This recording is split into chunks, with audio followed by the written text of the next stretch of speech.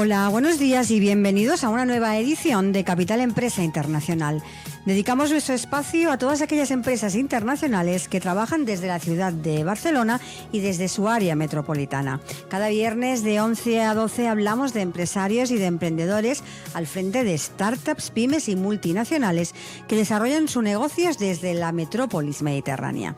Economía, negocios e innovación, Capital Empresa Internacional abre la puerta al mundo con toda la información de la mano de nuestros interlocutores. Soy Montse Pardo. Y yo soy Beatrix Hasse y os acompañamos durante nuestra hora de programa y ya empezamos.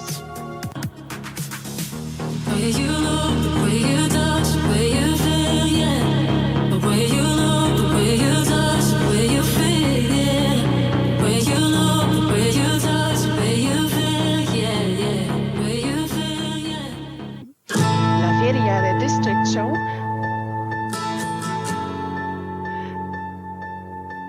La Feria de District Show ha reunido relevantes directivos internacionales y nacionales de grandes empresas de inversión e inmobiliarias en Barcelona. Echamos un vistazo a las últimas tendencias que se desarrollan en el área de PropTech y qué innovaciones tecnológicas rompedoras ayudarán a transformar la manera de trabajar para empresas y la manera de vivir para sus clientes. En nuestro programa de hoy hablaremos de co-living, micro-living y alternative living como nuevas formas de vivir. Y para ello contamos con la participación en nuestro programa de Carla Rivas, City Manager en Barcelona de Codit.io, con el que estuvimos hablando desde la feria de District, y Joan Carles Sánchez, director de Relaciones Institucionales de B Corp. Así que empezamos.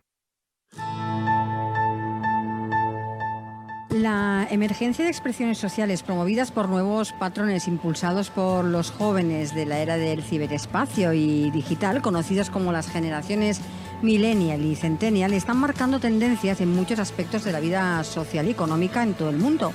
Esto a su vez está impactando determinadamente en la actividad constructora, especialmente la urbanística. Co-living es la vivienda lo que el coworking es a los edificios de oficinas.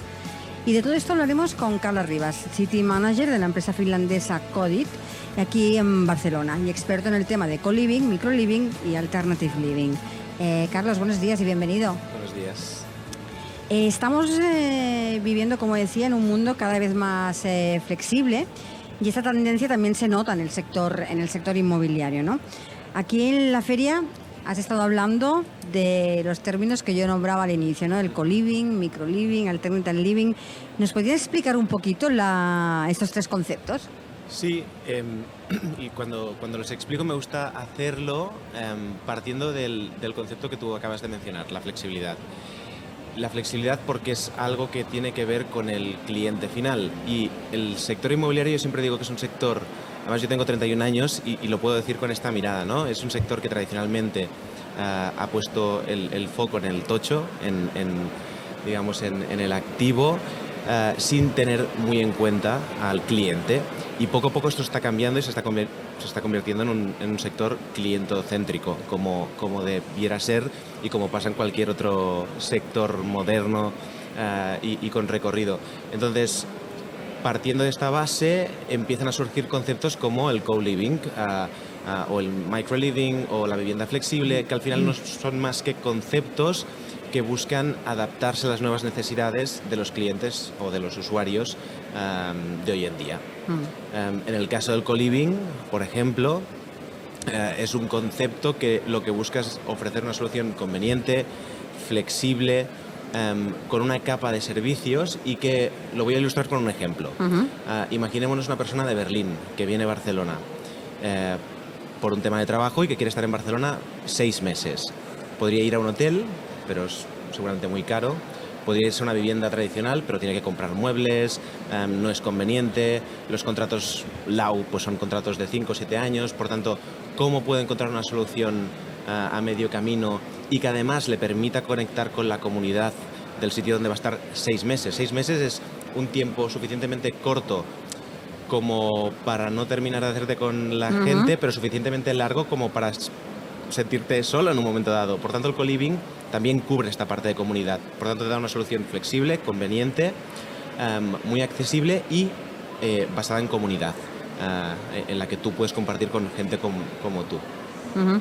Y si hablamos para que quede claro los conceptos, si hablamos del microliving, ¿a qué nos referimos? ¿Qué diferencia hay? Sí, justo ayer en la ponencia salían estos temas, ¿no? Y salió un poco la pregunta, microliving, flex living. Al final son conceptos que se utilizan para marcar distintas soluciones. En el caso del microliving, pues se ve como esta misma gente, esta misma persona de Berlín que viene a Barcelona, ¿no? Volviendo al ejemplo, pues igual, como os decía antes, le puede funcionar la solución de vivir con una comunidad, con espacios más compartidos, tal. El microliving es una solución también de temporal, y normalmente el formato del microliving, por ejemplo, en Madrid hay una promoción que se está haciendo ahora y son viviendas de unos 40 metros en formato estudio, con kitchenette, y al final está pensado como una solución temporal, por eso lo de microliving. Son viviendas más pequeñas pensadas pues para singles que temporalmente necesitan una solución un poco distinta o un poco más flexible, más conveniente que un hotel, por ejemplo. Entonces, entiendo que este microliving es para gente que quiere vivir y trabajar solo, y el co-living es para gente que se une para los mismos intereses. Sí, y al final a mí, por ejemplo, no me gusta hablar tanto de vivir, me gusta hablar de alojarse. Yo entiendo que la gente que utiliza estas soluciones es porque necesitan una alternativa al alojamiento tradicional. Sí es verdad que hay algunos operadores que están empezando incluso también desde la perspectiva del usuario. Hay usuarios que buscan vivir en espacios mucho más conectados. Mira, aquí detrás tenemos a Bicorp, que es una empresa, además yo viví en una de sus promociones. Ellos, sobre todo en origen, vendían su concepto como co-living. Son pisos convencionales, pero con una capa de servicios y con una capa de amenities que lo que hacían era potenciar la interacción entre la gente que vivíamos en esa comunidad. Yo viví ahí durante la pandemia y algo súper interesante que a mí me encantó es que por primera vez en mi vida, desde que vivo en Barcelona, yo soy de un pueblecito pequeño donde todos nos conocemos, pues desde que vivo en Barcelona por primera vez conozco a la gente de mi escalera, a mis vecinos. Y esto para mí es parte de la experiencia que busca proporcionar el co-living. Y en este caso yo sí vivía en un co-living, no me alojaba, vivía. Entonces, bueno, un poco iría por aquí. Vale, pero ¿esto significa que en el futuro ya no tendremos grandes familias en la ciudad? Esto significa, como decía antes, que como los operadores, como los promotores, como el ecosistema inmobiliario piensa más en el usuario, significa que van a aparecer más soluciones más cercanas, más convenientes, más próximas a lo que espera en cada situación cada usuario. Por eso también se habla mucho del concepto de vivienda flexible. Vivienda flexible quiere decir que las viviendas, y hacia donde parece que va, es hacia un mundo en donde la propia vivienda nos puede ofrecer esa flexibilidad de adecuar a tu casa a las exigencias de cada momento. Ejemplo, mi familia. Nosotros hemos vivido en una casa grande, con un montón de habitaciones y con un montón de espacios porque somos 4 hermanos, una familia grande. ¿Qué pasa? Que ahora mis padres viven solos en esa casa, con tantos espacios muertos e inutilizados. Pues ojalá esa casa estuviera configurada de una forma que de manera flexible pudiera reorganizarse para la conveniencia, para las necesidades de mis padres en este momento. De ahí un poco también lo de vivienda y alojamiento flexible. En este gran debate que hay por allí sociopolítico de la gentrification, a quién pertenece la ciudad, ¿cómo puede solucionar este microliving y co-living este problema? ¿Puede aportar algo? A mí me gusta enfocarlo desde, igual es una visión un poco filosófica o romántica, ¿no?, del tema, pero me gusta enfocarlo desde el punto de vista que, como decía antes, el co-living apunta y todas estas soluciones apuntan al usuario. Yo creo que las ciudades son de la gente, ¿no? Por tanto, yo creo que lo que debemos hacer los que nos dedicamos a promover vivienda o a poner vivienda o alojamiento, en cualquier caso, en el mercado, lo tenemos que hacer pensando en la gente que vive en tales ciudades. Por tanto, yo sí creo que puede ayudar a generar más equilibrio en la forma como se distribuye el parque en las ciudades y en sus alrededores. Carlas, teniendo en cuenta todas esas tendencias que estamos comentando, ¿cómo crees que se transformará una ciudad como Barcelona dentro de 10 años, teniendo en cuenta que cada vez se incorporan tendencias de este tipo? Barcelona además es muy singular porque Barcelona tiene, por un lado, el Hospitalet, por el otro lado, Badalona, por el otro lado, la montaña, por el otro lado, el mar. Cuando pensamos en vivienda y cuando pensamos en ciudades como Barcelona, yo creo que se tiene que pensar muchísimo más allá. Porque a veces nos centramos en, no, pero ¿cómo tenemos que construir? ¿O qué tipo de viviendas tenemos que hacer? ¿O qué tipo de activos tenemos que tal? O sea, por ejemplo, transporte. Claramente Barcelona, pues como ha pasado con otras ciudades del mundo, va a tener que estar muchísimo más cercana a las ciudades que hay alrededor. Hoy en día, ir de Sant Joan d'Espí a Barcelona es veritablemente complicado. O sea, tardas 1 hora. Lo mismo que tardo yo para ir a Lleida, en AVE. O sea, esto es absolutamente dramático. Por tanto, para empezar a cambiar el horizonte inmobiliario de la ciudad, tenemos también que pensar en la comunicación, tenemos que pensar digamos, tenemos que pensar más allá de la propia vivienda. Ahora, lo que decía, estas limitaciones geográficas que tenemos que encorsetan tanto a la ciudad, también me lleva a hacerme otros planteamientos. Por ejemplo, ¿podemos crecer hacia arriba? No sé. Barcelona es una ciudad súper protegida porque tenemos edificios muy antiguos, neoclásicos, tal, que no se pueden tocar. Y, y tiene un sentido arquitectónico, tal vez, pero también es muy subjetivo. Quiero decir, si queremos crecer como ciudad y queremos alojar a más personas, ¿cómo lo hacemos? O sea, no tenemos margen hacia los lados, igual tenemos que crecer hacia arriba. Y luego hay un tercer ingrediente que es, para mí, clave, la colaboración público-privada. Y a mí me gusta reivindicarlo tal cual, porque creo que se tienen que hacer más esfuerzos en esa dirección. El ayuntamiento, por ejemplo, es un actor que tiene suelo disponible y hay un montón de promotores, desarrolladores que están encantados de poder colaborar para que ese suelo se pueda convertir, por ejemplo, en vivienda social o en vivienda a precios asequibles, ¿no? La ecuación es muy simple, ahorrándote el precio del suelo. El promotor puede poner el riesgo financiero para levantar estas viviendas que se pueden amoldar a los precios, estos precios sociales, por ejemplo. Esta es una tercera ecuación que yo creo que podría ayudar muchísimo a ciudades como Barcelona. Y entiendo que también los inversores al micro-living y co-living vienen de este sector. Los inversores, justo ayer en el foro que participamos, ¿no? Hablábamos de las estructuras de capital. Es un segmento muy nuevo, hay incertidumbre también a nivel legal, ¿no? ¿Dónde se asienta el micro-living, el co-living en todos estos nuevos conceptos? ¿En suelo residencial, en suelo terciario? Parece que en suelo terciario es lo más seguro, dotacional, pero también vemos muchos casos en residencial.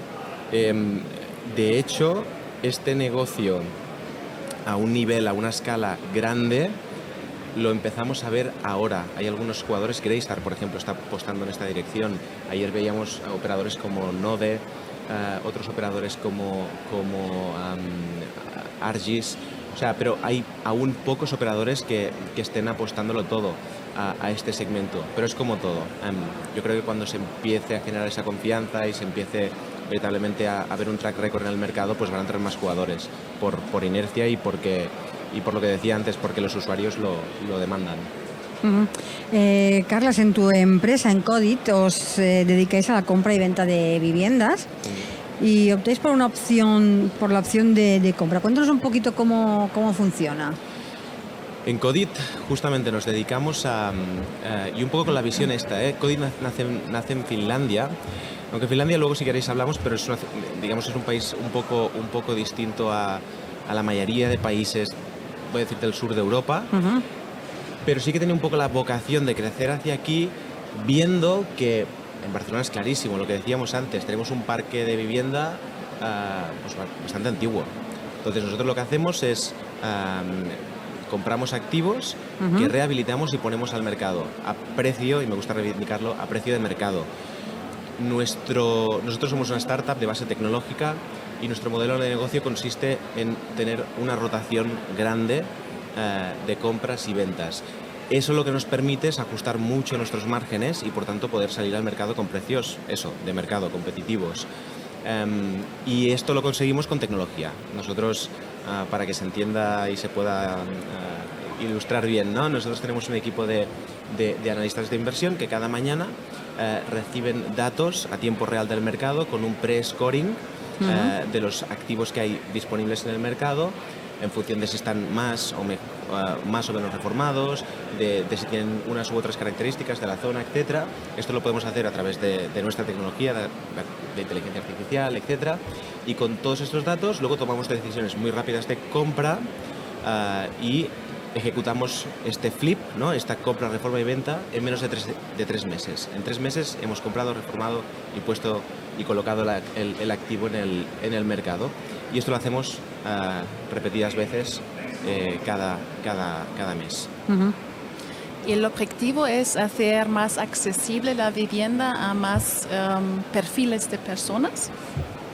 En Codit el objetivo es hacer más fácil la vida de aquellos que quieren comprar o vender una vivienda.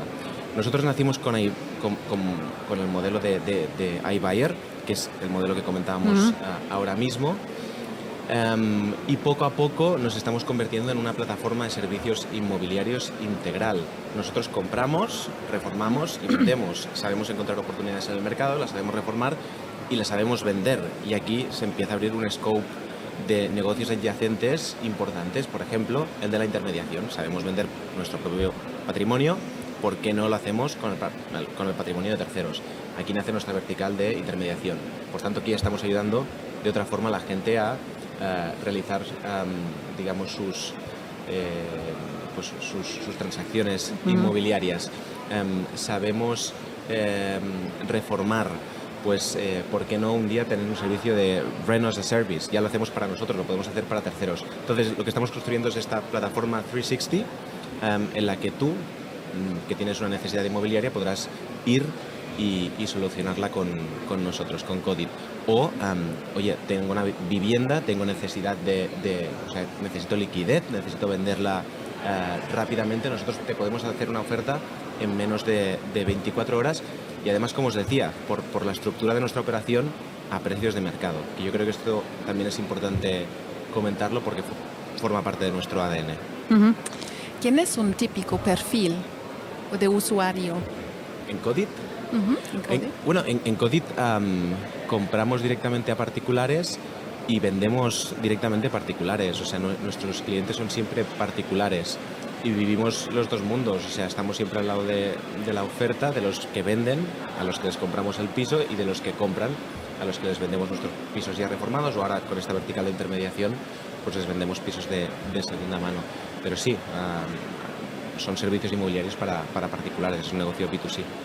¿Qué pasa con las zonas rurales? ¿Esto está enfocado muy en la ciudad o también en zonas rurales? No, estamos muy enfocados en las ciudades. Ahora mismo estamos en Barcelona y en Madrid. Pero es verdad que, como os decía, cuando por ejemplo se abre la pata de intermediación, ¿no? la inmobiliaria, aquí podemos operar en cualquier ciudad. ¿Por qué no? Y algo que estamos en este momento planteando es abrir un poco el scope. Hay en España muchísimas ciudades interesantes, pero bueno, de momento siempre nos hemos enfocado en grandes ciudades, esta es la verdad. En Finlandia estamos en Helsinki, estamos en Polonia, estamos en España en Barcelona y Madrid, pero es interesante el tema del mundo rural.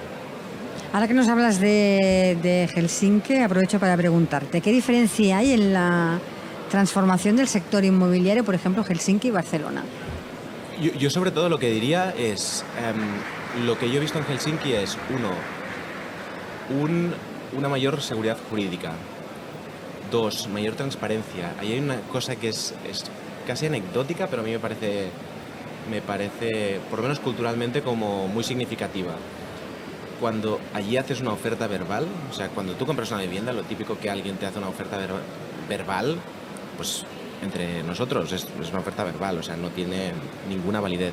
En Helsinki sí. Y además delante de un juez, eso va a misa. Es decir, por tanto, la transparencia es algo que a mí me ha fascinado. Creo que en España, ojo, cada vez digamos, hemos construido un sector muchísimo más transparente, más moderno, más, lo que decía antes, cercano al cliente, pero hace no tanto era un sector que justo tenía fama de no ser tan transparente, tan honesto, ¿no? Yo creo que es algo que aquí se ha mejorado muchísimo. Creo que hemos entrado en una etapa absolutamente nueva, lo vemos en este congreso, pero en Helsinki esto es muy cultural y también lo hemos visto. Por tanto, diría transparencia y seguridad jurídica. Cosa que aquí, sobre todo la parte de seguridad jurídica, estamos años luz. Pues hablando de esto, tal vez esto podría venir también de la densidad de la población. Si vemos Barcelona, si vemos Helsinki, a lo mejor hay otra estructura de la población de las ciudades. Bueno, a nivel de densidad, a nivel de espacios, de oferta, ¿cómo es este tema? Bueno, es verdad que no conozco tanto este aspecto de Helsinki o de Finlandia en general, pero lo que te diría, y perdona que regrese a este tema, el tema, por ejemplo, de la seguridad jurídica tiene que ver con su sistema político, con su forma de hacer políticas y demás. El tema de la densidad, mira, no sé qué decirte, más que nada porque no conozco tan a fondo Helsinki. Lo que sí conozco es estos dos rasgos muy diferenciales. Otra vez, seguridad jurídica, que aquí creo que aún tenemos muchísimo recorrido y trabajo por hacer, y esa transparencia que eso a mí me impactó. Allí se dan la mano y va a misa. ¿Cómo crees, para ya un poco ir finalizando, que irá evolucionando todo este sector en general, ¿no? Cada vez vemos que todo está más globalizado, vemos maneras de gestionar mucho más globales, empresas que antes considerábamos muy tradicionales están subiendo al carro de las nuevas maneras de vivir y de hacer. ¿Cómo crees que va a seguir evolucionando todo este sector? El sector inmobiliario es un sector en España tremendamente fragmentado, y en el mundo, de hecho, pero en España más si cabe. Y lo que creo que va a ocurrir, y no porque lo diga yo, sino porque es un poco hacia donde apuntan las tendencias, ¿no?, es hacia una concentración en distintos segmentos. Y permítanme que me vaya de mi negocio en particular, pero lo vemos en los administradores de fincas. Cada vez hay más concentración. Lo vemos en las inmobiliarias, cada vez hay más concentración, es decir, jugadores más grandes, y eso también implica con más capacidad de innovar, de proponer nuevas fórmulas al mercado. Entonces, yo creo que va hacia aquí, hacia esa concentración. Y por otra parte, innovación. O sea, esto hasta hace 4 días era como el futuro, es el presente más inmediato, lo vemos en este congreso. Y además, digamos que los inversores, el capital, ya está un poco más cómodo con todo esto. Yo me acuerdo 4 o 5 años atrás, cuando empezaba en este sector, todos estos conceptos que hemos ido hablando sonaban un poco muy interesante todo, pero no sé si me atrevo. Un poco de ciencia ficción a veces. A ciencia ficción, correcto. Sí. Y ahora, en cambio, se está presentando como realidades, como realidades muy tangibles. O sea que yo diría estos dos conceptos: concentración, profesionalización y innovación. Y la ubicación de Barcelona, comparando con el resto de Europa, ¿cómo la ves en el sector inmobiliario? Pues mira, otra vez me voy a la seguridad jurídica. Si somos capaces de generar un espacio jurídicamente más seguro, más compacto, sin tantos cambios, cómodo para todas las partes de la ecuación, yo creo que, yo siempre lo digo, sí, somos los más guapos. Si llegamos a ser los más listos, vas a ver. O sea que me quedo con esto. Perfecto. Pues, Carlas, muchas gracias por haber pasado por nuestro programa. Ha sido un placer contar contigo. Muchas gracias. A vosotras. Muchísimas gracias. Gracias.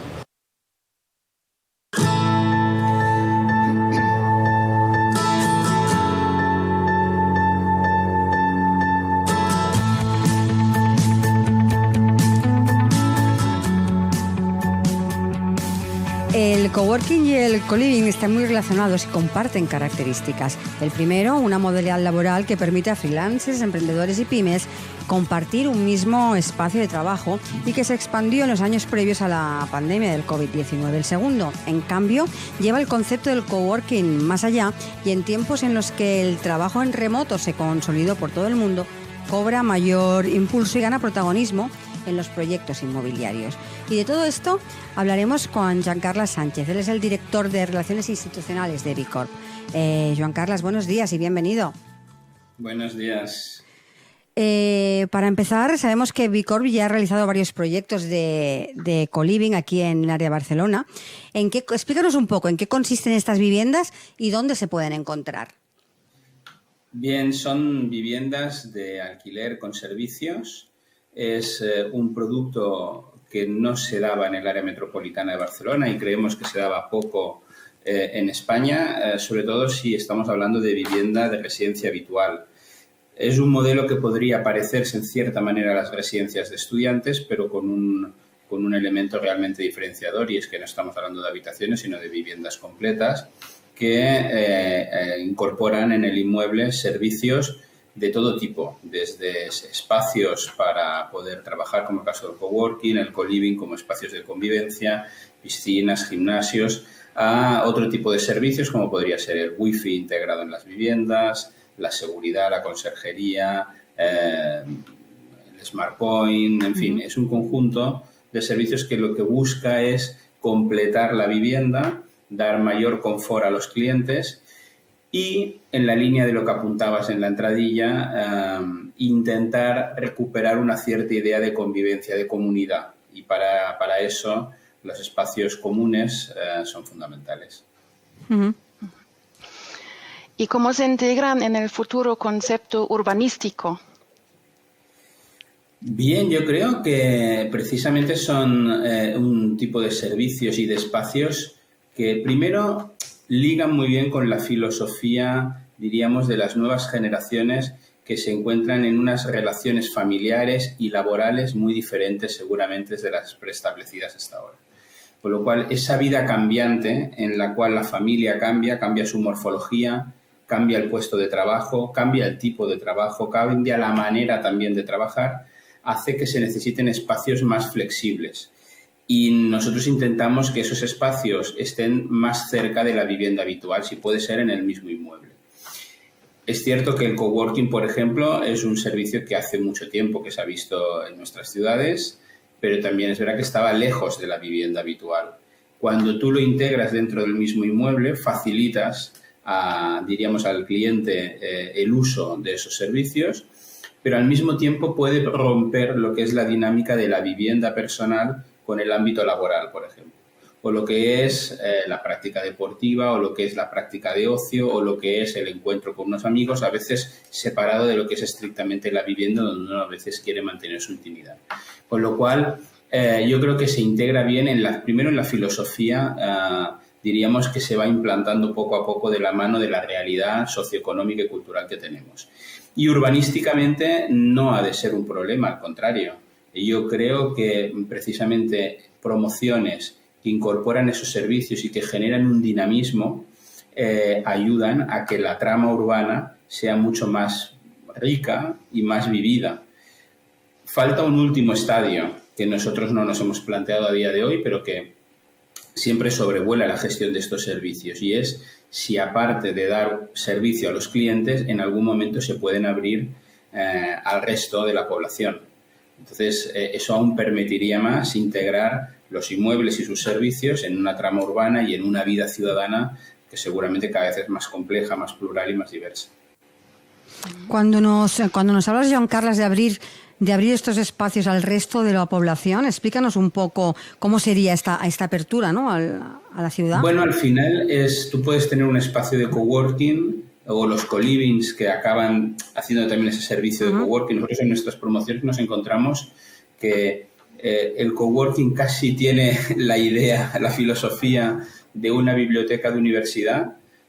Sabéis, cuando uno iba a estudiar, que tenía aquel silencio, aquellas distancias, cada uno tiene su entorno casi personal dentro de la biblioteca. Pues los coworkings funcionan un poco de esa manera, Pero es verdad que muchas personas que están en el coworking, cuando necesitan hablar con alguien o buscan un espacio, digamos, diferente, utilizan las zonas de co-living, las zonas de convivencia o las zonas de exterior que están ligadas a lo mejor a la piscina o a otras cosas, ¿no? Entonces, nos hemos dado cuenta que en diferentes momentos del día sería planteable poder abrir el uso de ese coworking, por ejemplo, a personas que lo necesitasen en el entorno del barrio o en el entorno del municipio. Uh-huh. ¿Cómo se haría? Bueno, pues quizá poniendo una tarifa para que esas personas puedan en unas horas pues, hacer uso. ¿Cómo funcionaría un coworking, diríamos, al uso, ¿no?, de los que conocemos a día de hoy? Habría dos tipos de clientes, el que vive en la propia promoción y que tiene pues, unos derechos, y el que viene de fuera. Yo creo que desde el punto de vista de la gestión no debería ser un problema ni nada complejo, y sería una manera, en muchos casos, de sacar incluso un poco más de rendimiento al uso de esos servicios. Uh-huh. Uh-huh. ¿De fuera te refieres también de otros países? ¿Hay también un perfil de cliente internacional? ¿Y cómo sería este perfil? Sí, cuando hablamos de fuera hablamos de cualquiera que lo quiera utilizar. Insisto, nosotros de momento no lo hemos planteado. Es un debate que siempre está presente cuando hacemos reflexiones o análisis sobre los servicios que damos a los clientes, pero es evidente que el público internacional también está. Nosotros, en nuestro producto, que es, diríamos, no estaba presente en España hasta ahora, nos hemos encontrado que el público internacional, que está en buena parte de nuestras promociones, sí que lo conocía más y quizá tenía un aprecio diferente. No hemos tenido que hacer tanta pedagogía. Era un producto que ya se conocía en otras latitudes y que, por lo tanto, era mucho más fácil de explicar. Las promociones, dependiendo de su ubicación y dependiendo del público al que se han dirigido, diríamos, tienen una presencia de público internacional muy diferente. No es igual en Barcelona que en Abrera, por ejemplo, o no es igual en Tarrasa que en Sant Just, ¿no? Entonces, el público internacional yo creo que es interesante porque la vivienda, en este caso, con los servicios añadidos, pensar, por ejemplo, que nosotros damos las viviendas amuebladas, hace muy fácil para aquellas personas, por ejemplo, que vienen del extranjero, poder acceder, diríamos, rápidamente y ya con una serie de medios que permite la vida en la vivienda pues, de manera inmediata. Uh-huh. Joan Carlos, nos hablabas de cómo se integraba, ¿no?, este concepto dentro urbanísticamente, ¿no?, en una ciudad, y nos hablabas de esta filosofía de las nuevas generaciones, pero la palabra y el concepto de co-living hacía tiempo que lo venimos oyendo y ha sido ahora como quizá tomado un poquito más de relevancia, pero en el momento que se creó ese concepto, ¿de qué necesidades concretas surgió el crear este concepto de co-living? Bueno, el co-living, por ejemplo, que recoge el marco legal, está pensando en complementar la vivienda. Es decir, en un momento en que las viviendas se iban haciendo más pequeñas, la posibilidad de tener en la comunidad espacios para hacer reuniones, para tener espacios de ocio, para poder convivir, permitía que la vivienda fuese más grande de lo que era la propia estancia, diríamos, de puerta hacia adentro, ¿no? Era un complemento. Nosotros no lo planteamos de esa manera. Nosotros el concepto co-living lo llevamos a otro nivel. Es espacios comunes con una cierta calidad donde han de pasar cosas. ¿Y qué cosas han de pasar? Han de ser espacios de convivencia. Es verdad que puedes estar trabajando, pero es verdad que puedes estar leyendo, es verdad que puedes estar recibiendo unos amigos, y aparte, como hay un pequeño market o una cafetería, puedes estar con ellos tranquilamente o viendo la televisión. Se pueden programar desde las propias comunidades actividades de todo tipo, desde conciertos, actividades deportivas, actividades pensadas para los más pequeños. En las promociones nuestras, los espacios de co-living, incluso se permitía una parte de ese espacio utilizarlo una vez al año por parte de los clientes de manera privativa para hacer fiestas de cumpleaños o celebraciones o lo que ellos tuviesen a bien celebrar, ¿no? Bueno, yo creo que un poco esa es la idea. Uh-huh. Uh-huh. Hablando de necesidades, ya tenéis estos proyectos funcionando, y entonces, ¿por qué razones se deciden estos inquilinos para venir a un co-living vuestro? ¿Habéis hecho un estudio Bueno, sobre yo creo esto? que hay varios elementos objetivos. En los municipios donde nosotros estamos implantados, vivienda nueva de alquiler, o sea, una promoción entera de alquiler, hay pocas. Las ofertas que tenemos en muchas de nuestras ciudades son viviendas que están individualizadas en cada uno de los plurifamiliares. Tener una promoción entera de vivienda de alquiler no es tan habitual, y tenerla con servicios es nada habitual. Con lo cual, yo creo que se valora en este momento que puedes tener integrado en el precio la vivienda más otros servicios que seguramente todos nosotros, o una parte importante de la población, los tiene contratados por separado. Muchos de nosotros vamos al gimnasio, prácticamente toda la población contrata sus servicios de wifi o servicios telemáticos de una manera o de otra, y nosotros podemos complementar, gracias a los espacios que tiene los propios proyectos, con otro tipo de servicios. Algunos que dan seguridad y calidad, como podría ser la conserjería, otros espacios relacionados con el ocio, bicicletarios, por ejemplo, o las propias piscinas. Bueno, al final yo creo que lo que hace atractivo al proyecto es esta integración de la vivienda y servicios. Es decir, que en un entorno en el cual no has de salir de tu área de confort y de tu área, diríamos, privada, tienes una serie de servicios que complementan la vivienda. Y yo creo que esto, hace atractivo, entre otras cosas, porque es un producto, insisto, que hasta la fecha no se estaba desarrollando en nuestro país. Y Joan Carlos, ¿cuál sería el periodo de alquiler promedio de un residente típico de estas viviendas? Bueno, nosotros estamos dentro de la LAU y por lo tanto el contrato mínimo es de 1 año, porque entendemos que ha de ser residencia habitual. Con lo cual estamos amparados y el cliente está amparado en la regulación estatal, la ley de arrendamientos estatales, en la cual establece que como máximo pues el contrato será de 7 años. Llevamos con este proyecto desde el 2020. La primera promoción que se comercializó y que se empezaron a establecer los contratos y a entrar los clientes en la promoción fue en Sant Just, fue en febrero del 2020, es decir, un mes antes de la pandemia y de todo lo que conllevó desde un punto de vista de la convivencia, precisamente. Por lo tanto, llevamos 2 años de experiencia y yo creo que todavía es poco, también por las situaciones vividas que han sido excepcionales, para poder analizar cómo es el comportamiento de los clientes dentro de las comunidades. Dependiendo de cada proyecto, de cada promoción, nos encontramos con un comportamiento un poco diferente. Es decir, quizá hay más rotación en territorios, como en Barcelona o en Sant Just, donde se busca una vivienda temporal por 1 año, por 2 años, quizá por un desplazamiento, una deslocalización laboral o por situaciones personales, separaciones, en fin, cuestiones diversas por estudios, de otros proyectos que están en el territorio y que el público entiende que aquello es su residencia habitual y que le da una perspectiva de tiempo de larga duración, realmente de larga duración.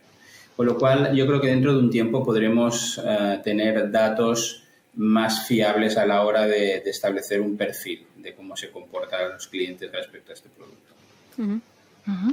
Y Joan Carlos, a mí me gustaría saber también un poquito del perfil económico del cliente. ¿Tenéis soluciones para cada perfil económico o es solo un perfil bueno, que os dirigís? Las promociones también depende de cada una de ellas, depende de, digamos, de cómo se ha desarrollado el proyecto, desde la compra del suelo, los costes de construcción, los servicios. No todas tienen los mismos servicios porque a veces la volumetría de los proyectos permite, diríamos, unos desarrollos y otros no. En fin, se han ido optando también por diferentes soluciones. Cada una de estas promociones, en el ámbito donde está situada, diríamos que ha sido atractiva más para un tipo de público que para otro. prácticamente en todas ellas sí que hay tipologías diferentes. Hay básicamente vivienda de 1 y 2 habitaciones, de 2 habitaciones también con 2 baños. Hay algunas viviendas de 3 habitaciones, pocas, y alguna de 4, que también son pocas, son muy pocas.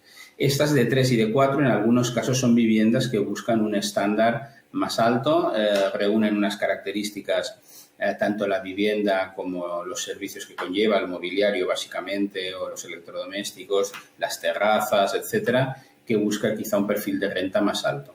Con lo cual acabas teniendo dentro de una comunidad desde personas que quizá viven solas y con una habitación les es suficiente, personas que buscan 2 habitaciones porque les parece que sus necesidades o porque tienen familia o porque prevén tener familia, y luego tenemos, diríamos, viviendas con otras características, pero que diría que complementan el producto, pero no son ni mucho menos la esencia del producto, porque en volumen estamos hablando de muy pocas unidades.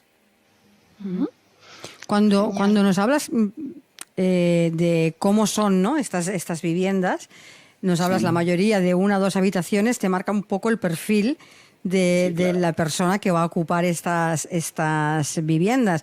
Por ejemplo, el concepto de utilizar esta vivienda por parte de una familia, como que se nos sale un poco del perfil que asociamos directamente. Cuando decimos co-living, lo asociamos siempre a persona joven, emprendedora o freelancer. Claro, por eso lo de una habitación, 2 habitaciones, pero a veces, diríamos, a la hora de desarrollar la promoción y hacer el proyecto, diríamos que tanto el aprovechamiento que permite el planeamiento urbanístico como las volumetrías permiten ciertos encajes, y por eso digo que tenemos en algunos casos viviendas de 3 habitaciones o de 4. Son muy pocas, pero es verdad que complementan y que en muchos casos tienen un público. Esas viviendas, diríamos, el hecho de los espacios compartidos tiene un valor más relativo. Quizá el tema del coworking sí, porque permite esa distancia entre lo que es el ámbito personal o familiar o el domicilio y el ámbito laboral, pero las zonas diríamos, de ocio y demás, pues no son tan necesarias. Bueno, esa es la reflexión. Al final, en las promociones, en esas viviendas nos encontramos familias mucho más estructuradas por la duración, donde, por ejemplo, el tema del mobiliario es un debate, porque una familia con hijos seguramente pues ya acarrea una serie de muebles, de bienes personales que es difícil de poder reubicarlos, pero en cambio sí que valoran tener servicios pues como los gimnasios o como la piscina o como otros tipos de servicios que les dan confort. Pero estoy de acuerdo contigo, el co-living está pensado en unas viviendas de dimensiones más reducidas y que por lo tanto estás pensando en personas que viven solas o parejas con un niño. Y Joan Carlos, ¿tú también podrías imaginarte este concepto en una zona rural o solo sirve para las ciudades? Bueno, necesitas una cierta masa crítica. Al final, la repercusión del coste de los servicios, aparte de la renta propia de lo que sería la vivienda, sitúa un perfil un poco por encima de la media y de la media de lo que es el alquiler, diríamos, de los municipios en los cuales estamos implantados.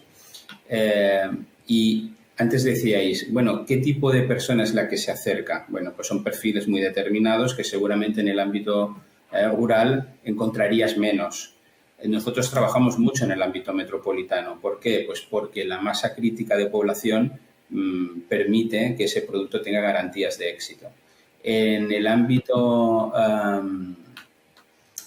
rural creo que sería más difícil. Tendrías que hacer proyectos más pequeños porque la población a la que te diriges es menor y por lo tanto la repercusión de los costes sería más alta, con lo cual diríamos, no sé si encontraríamos el público objetivo que pudiera o quisiera adquirir una vivienda de esas características.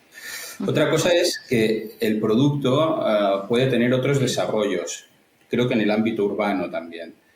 Y es, por ejemplo, los senior livings, que ya hay experiencias en nuestro país y que no deja de ser vivienda, en ese caso sí que es vivienda, con servicios. Bueno, pues diríamos sería un producto bastante paralelo, con unos servicios muy pensados para unas determinadas franjas de edad, con unas necesidades muy concretas, pero bueno, ahí sí que hay un camino por recorrer interesante.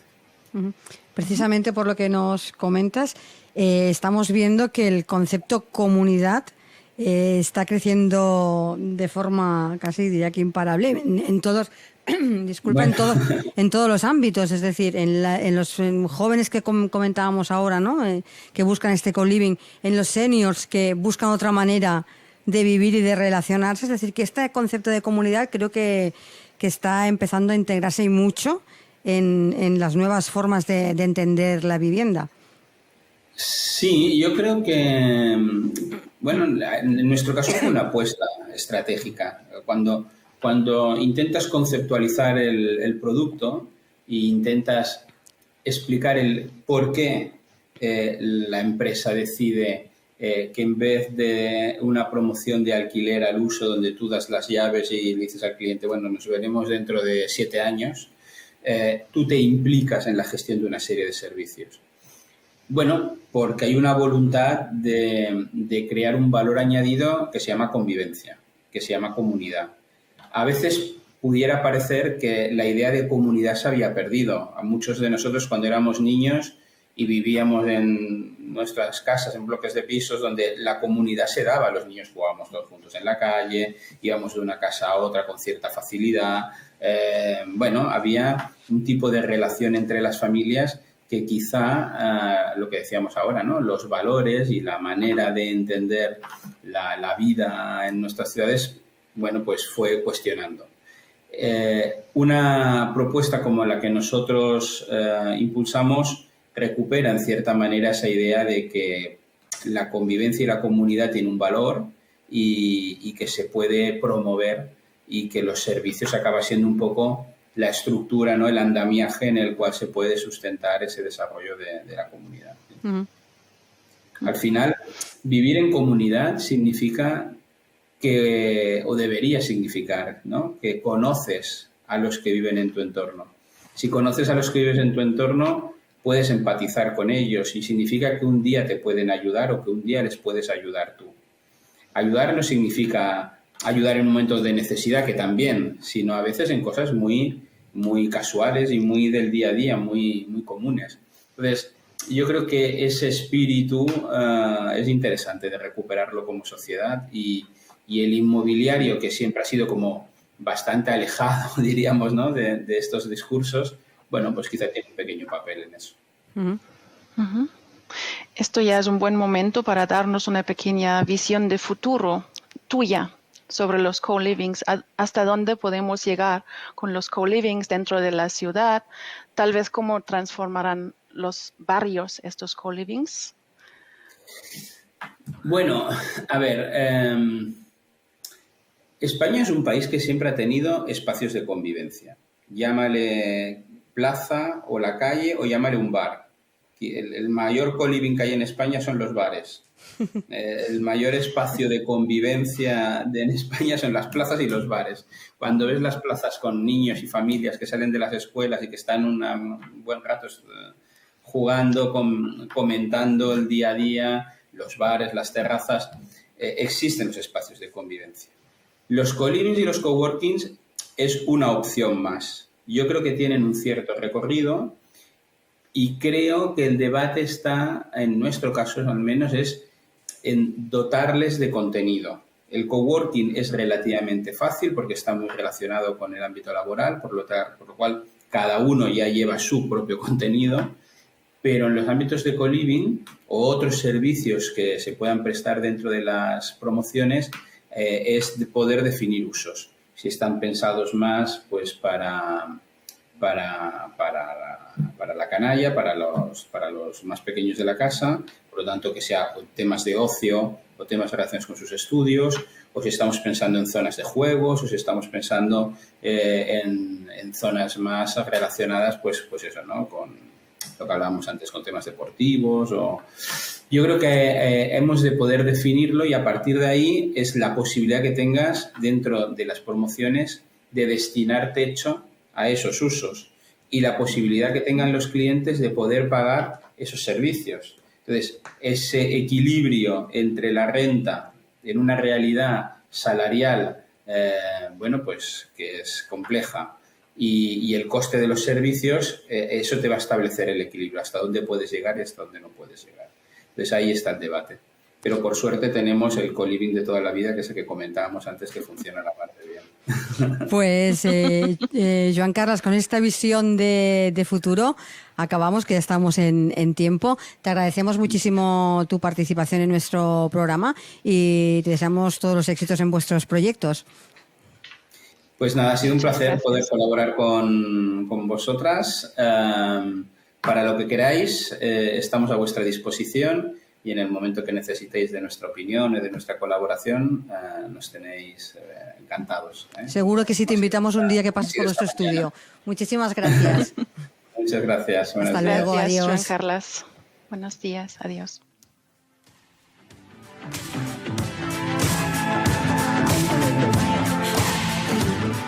Y hasta aquí nuestro programa de hoy. Muchas gracias por acompañarnos y recuerden que les esperamos de nuevo el próximo viernes a las 11 de la mañana en Capital Empresa Internacional. Y Beatrix os recuerda que también nos podéis seguir en redes. Y tanto que sí. Nos podéis encontrar también en nuestros canales de iVoox y de YouTube para repetir el programa si queréis. Hasta la semana que viene. Adiós. Hasta la semana que viene.